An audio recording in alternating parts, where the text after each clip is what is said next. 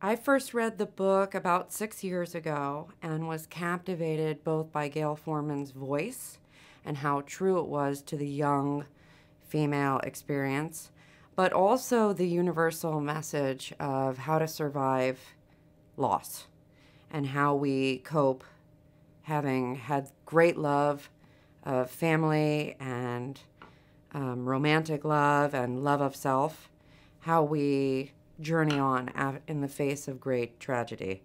And that is not something that's specific to teenage years. I found that to be something that really spoke to my heart, and I thought that women of all ages would really love.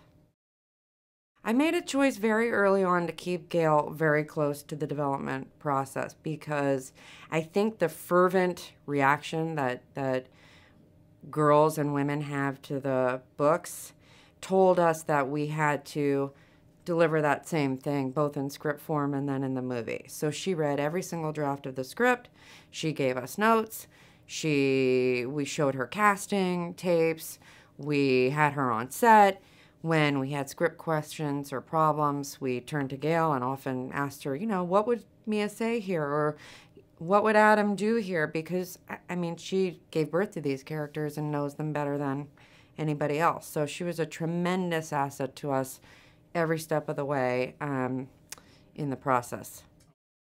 He came in and showed me this beautiful presentation that made me realize just how gorgeous the movie could look. And he said something very interesting when we first met. He encapsulated the theme in a line that I have quoted on set and quoted in post-production, and that is, "We are who we love."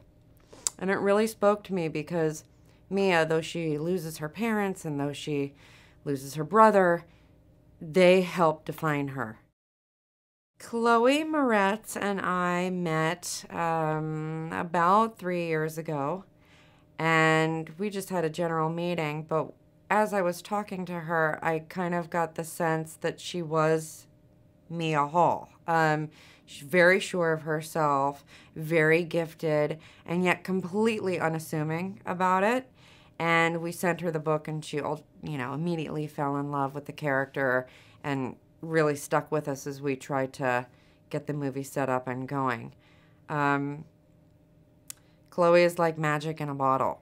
She's someone who, when you talk to them, you forget that she's 17.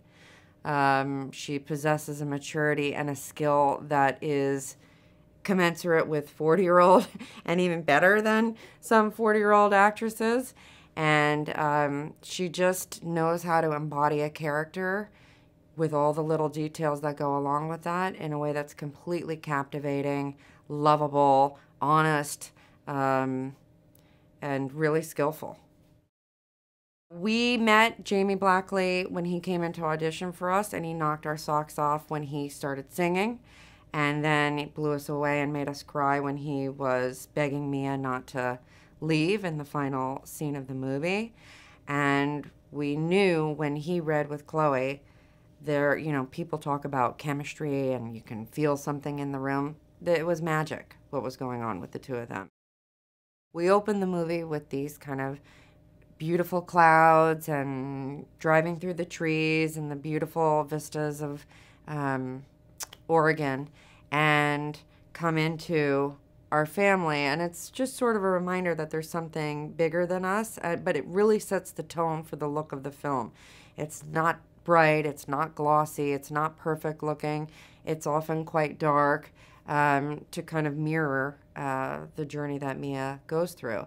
The hospital looks one way, but he didn't want it to look all one color. It's very kind of blue and green and lit very specifically. And then all of the romantic scenes are very lush and vibrant and colorful, and all those memories are like an old Kodachrome camera took them, and very inviting. He wanted those flashbacks to be really pulling at Mia and sumptuous and gorgeous, and they do.